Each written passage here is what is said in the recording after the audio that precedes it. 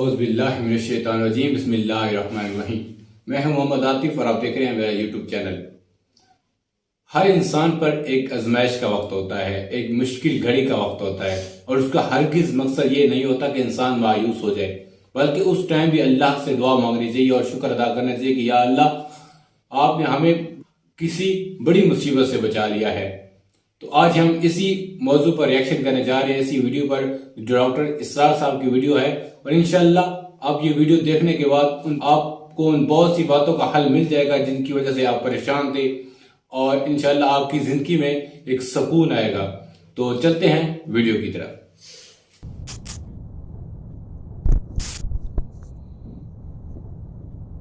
بسا اوقات بہت سی محنتوں کا نتیجہ انسان دیکھتا ہے کہ ضائع چلا گیا۔ میں نے 10 سال محنت کی، حاصل کوئی نہیں نکلا۔ یہ ثمرات کیا ہیں؟ محنتوں کے ثمرات کا ضیاع۔ کوشش آپ نے کی، قسمت کی خوبی دیکھی ہے، ٹوٹی کہاں کمن، 2-4 ہاتھ جب کے لبے بام رہ گئے۔ Be prepared. ایک شاعر کے یہ اشعار ہیں، وہ کمیونسٹ تھا، میں نام بھی نہیں لیتا، لیکن یہ کہ یہ اسی انقلابی، چونکہ ان کا بھی ایک انقلابی نظریہ ہے، انقلابی عمل میں یہ سارے مراحل آتے ہیں۔ کوئی سیٹ بیک آیا، فرض کیجئے کوئی ناکامی ہو گئی، تو اپنے ساتھیوں کو دل بندھانے کے لیے یہ فصل امیدوں کی ہمدم اس بار بھی غارت جائے گی، سب محنت صبح و شاموں کی اب کے بھی اکارت جائے گی۔ میرے نبی کے ثمرات کا جو لفظ یہاں آیا ہے، وَنَقْصٍ مِّنَ الْأَمْوَالِ وَالْأَنفُسِ وَالثَّمَرَاتِ، سب محنت صبح و شاموں کی اب کے بھی اکارت جائے گی۔ دھرتی کے کونوں کھدروں میں پھر اپنے لہو کی کھاد بھرو، پھر مٹی سینچو اشکوں سے، پھر اگلی رت کی فکر کرو، پھر اگلی رت کی فکر کرو، جب پھر ایک بار اجڑنا ہے۔ ایک فصل پکی تو بھر پایا، تب تک تو یہی کچھ کرنا ہے۔ ایک مقصد ہے سامنے، انقلاب برپا کرنا ہے۔ ایک کوشش ناکام ہو جائے کوئی پرواہ نہیں، نیکسٹ، پھر تیار رہو ناکامی کے لیے۔ ایسا نہ ہو جو انگریزی میں کہتے ہیں hope for the best but be prepared for the worst. ایسا نہ ہو کہ دوسری مرتبہ ناکام ہو کے بددل ہو جاؤ، تمہاری ہمتیں جواب دے جائیں۔ نہیں، پہلے سے تیار رہو کہ دوسری مرتبہ بھی ناکامی آئے تو آئے، لیکن جب تک کہ کامیابی حاصل نہیں ہوتی ہمیں یہ کام کیے چلے جائیں۔ دیکھیے سیرت میں آیا کہ نہیں یہ واقعہ؟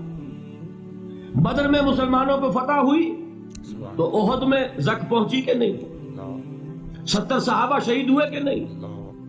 اگر ان کی ہمتیں جواب دے جاتی تو گاڑی کیسے چلتی آگے؟ تو فرمایا وَلَنَبْلُوَنَّكُمْ بِشَيْءٍ مِّنَ الْخَوْفِ وَالْجُوعِ وَنَقْصٍ مِّنَ الْأَمْوَالِ وَالْأَنفُسِ وَالثَّمَرَاتِ، ہم تمہیں لازماً آزمائیں گے، خوف کی کیفیت سے، فقر و فاقے کی کیفیت سے، بھوک سے، جان کے نقصان سے، مال کے نقصان سے، محنتوں کے حاصل کے ضائع ہو جانے سے۔ وَبَشِّرِ الصَّابِرِينَ، اور اے نبی بشارت دیجئے صبر کرنے والوں کو۔ الَّذِينَ إِذَا أَصَابَتْهُمْ مُصِيبَةٌ، وہ کہ جب ان پر کوئی تکلیف آئے، کوئی مصیبت آئے، کوئی آزمائش آئے، قَالُوا إِنَّا لِلَّهِ وَإِنَّا إِلَيْهِ رَاجِعُونَ، وہ یہ کہیں کہ ہم اللہ ہی کے ہیں، اللہ ہی کی طرف لوٹ جانا ہے۔ یہ وہی انداز ہے جو میں نے فارسی کا شعر سنایا تھا آپ کو کہ سرے تسلیم خم ہے جو مزاج یار میں آئے۔ وہ ہمارا مولا ہے، ہمارا آقا ہے، اگر اسے یہی منظور ہے تو ہمیں بھی یہی منظور ہے۔ میں نے تسلیم و رضا کی بات کی تھی نا، آپ کو کچھ شعر سنائے تھے، ایک شعر اور سنیے، اور یہ کس کا ہے؟ محمد علی جوہر کا۔ ایک مرتبہ جیل گئے، ان کی ایک بیٹی جوان بیمار ہوئی، فوت ہو گئی،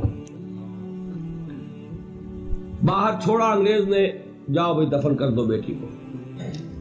دوسری مرتبہ جیل گئے، دوسری جوان بیٹی اسی مرض میں مبتلا ہوئی۔ اب یہ جیل میں ہے، خبر پہنچی کہ دوسری بیٹی کے اوپر بھی اسی مرض کا حملہ ہوا ہے۔ ایک نظم لکھی ہے جس کا آخری شعر یہ ہے، تیری صحت ہمیں منظور ہے لیکن اس کو نہیں منظور تو پھر ہم کو بھی منظور نہیں۔ یہ ہے، جب تک یہ کیفیت نہ ہو اس میدان میں آدمی ثابت قدم نہیں رہ سکتا کہ میرے رب کو اگر یہ منظور ہے تو یہی مجھے منظور ہے۔ اور تیری صحت ہمیں چاہیے تو ضرور، لیکن ہمارے رب کو منظور نہیں تو ہمیں بھی منظور۔ راضی برضائے رب۔ وبشر الصابرین الذین اذا اصابتهم مصیبۃ قالوا انا للہ وانا الیہ راجعون۔ نہ شود نصیب دشمن کے شود ہلاک تیغت، سر دوستہ سلامت کے تو خنجر آزمائے۔ اولئک علیہم صلوات من ربہم ورحمہ، یہی ہے وہ لوگ جن پر ان کے رب کی طرف سے عنایتیں ہیں اور رحمتیں ہیں۔ وَأُولَٰئِكَ هُمُ الْمُهْتَدُونَ، اور یہی ہے وہ لوگ جو کامیاب ہونے والے ہیں، ہدایت پانے والے، ہدایت یافتہ۔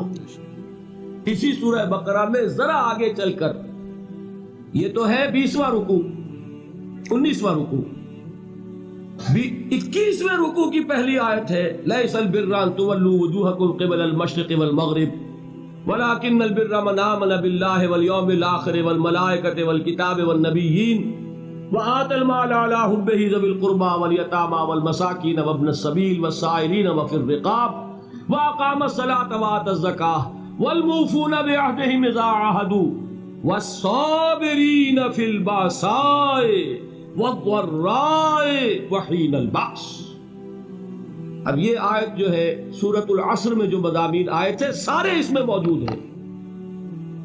وہاں ایمان کا لفظ آیا، یہاں 5 ایمانیات کی تفصیل آ گئی، اعمال کی تفصیل آئی، اور آخری بات وہاں کیا ہے وَتَوَاصَوْا بِالصَّبْرِ، اور یہاں کیا ہے وَالصَّابِرِينَ فِي الْبَأْسَاءِ وَالضَّرَّاءِ وَحِينَ الْبَأْسِ، اور صبر کرنے والے، اصل نیکی ان کی ہے جو صبر کریں، کس میں؟ جنگ کے وقت، ذرائے، باسائے، باسا کہتے ہیں فقر اور فاقہ، واحد آئے گا باس تو اس کے معنی جنگ، اور باسا جمع میں آئے گا تو فاقہ، فقر، بھوک، اور ذرائے جسمانی تکلیف، ضرر، جسمانی تکلیفوں میں صبر کرنے والے، فقر اور فاقے میں صبر کرنے والے، اور جنگ کے وقت صبر کرنے والے۔ اولئک الذین صدقوا واولئک هم المتقون، یہ ہے وہ لوگ جو صبر کرنے والے ہیں، یہ ہے جو سچے ہیں، جو اپنے دعوے میں نیکی کے اور ایمان کے صادق ہیں، اور یہی وہ لوگ ہیں جو متقی ہیں۔ اگلی سورت ہے سورہ آل عمران، اس میں 2 لفظ آئے ہیں، آخری آیت یا ایھا الذین آمنوا اصبروا وصابروا ورابطوا واتقوا اللہ لعلکم تفلحون۔ دیکھیے یہاں صبر اور صابر، جو تعلق جہد اور جہاد کا ہے وہی ہے صبر اور مصابرت۔ صبر ایک طرفہ عمل ہے، آپ جھیل رہے ہیں، برداشت کر رہے ہیں، صبر علی المعصیہ، صبر علی الطاعہ، صبر علی الابتلاء، یہ سب کیا ہے؟ صبر۔ اور مصابرت کیا ہے؟ صبر کا صبر سے مقابلہ۔ یہ سورہ آل عمران، اب وقت نہیں ہے میں آپ کو سناتا اللہ تعالیٰ نے کیسے کیسے مسلمانوں سے کہا، مسلمانوں تمہیں زک پہنچی ہے تو انہیں بھی تو پہنچی تھی، ان کے 70 نہیں مارے گئے تھے بدر میں، ان کے حوصلے جو ہیں وہ تو پست نہیں ہوئے، وہ اگلے سال آ گئے تم پر چڑھائی کر کے، تم کیوں اتنا برا مان رہے ہو؟ تمہارے دل اتنے زخمی کیوں ہو گئے؟ تمہیں تکلیف پہنچتی ہے تو انہیں بھی پہنچتی ہے۔ اپنی غیرت جو ہے ہمیں ذرا اس کا جائزہ لینا چاہیے۔ لوگ باطل نظریات کے لیے کتنی قربانیاں دے رہے ہیں، لوگ باطل چیزوں کے فروغ کے لیے کتنی محنتیں کر رہے ہیں۔ جیسا کہ میں نے ابھی کہا تھا، اسی غیرت کو چیلنج کرنے کے لیے، ذرا آپ کی حمیت دینی کو جوش دلانے کے لیے، قادیانی نوجوان کتنی تعداد میں اپنے آپ کو دین کے لیے وقف کرتا ہے، اور آپ کتنے نوجوان ہیں جو اپنے آپ کو دین کے لیے وقف کرتے ہیں، اور ہوں وہ کھاتے پیتے گھرانوں کے لوگ۔ یہ نہیں ہے کہ اگر کوئی اور کام نہیں کر سکتا تو پھر یہ ہے کہ وہ دین کے کام میں لگ جائے۔ باصلاحیت لوگ، کھاتے پیتے لوگ، ذہنی استعداد رکھنے والے لوگ، اونچے گھرانوں کے لوگ، وہ وقف کریں اپنے آپ کو دین کے لیے۔ اس کے بغیر کیسے باہر آ جائے گی، کیسے رونق آ جائے گی؟ تو دنیا میں باطل نظریات والے جو ہیں، یہ بات کہی گئی ہے، مسلمانوں تم اگر توحید کے لیے لڑ رہے ہو، دیکھتے نہیں ابو جہل کو، اس نے گردن کٹوائی ہے شرک کے لیے، شرک کے لیے گردن کٹوائے، اور تم توحید کے لیے گردن کٹوانے کو تیار نہ ہو۔ اس نے گردن کٹوائی کہ نہیں کٹوائی؟ اور کس طرح کٹوائی ہے؟ کیونکہ بڑا متکبر قسم کا، فرعون قسم کا شخص تھا. جب گردن کاٹنے لگے تو کہتا ہے ذرا نیچے سے کاٹنا، تاکہ جب تم نیزے کے اوپر چڑھاؤ میرے سر کو تو اونچا نظر آئے، معلوم ہو سردار کا سر. وہ بدبخت مرتے ہوئے بھی جو اس کی کیفیت تھی نا، اس کو ذہن میں رکھیے. تو یہ اس لوگوں نے قربانیاں دی، جانیں دی. تو فرمایا اگر تم ان سے زیادہ قربانی نہیں دو گے، جو نوٹ کر لیجئے اس کو، مجرد اگر حق کو غالب کرنا اللہ کے ذمے ہو تو آنے واحد میں غالب کر دے گا، تمہیں تکلیف ہی دینے کی ضرورت نہیں. سمجھ رہے؟ کیا اللہ کے مقابلے میں کوئی باطل کی طاقت ٹھہر سکتی ہے؟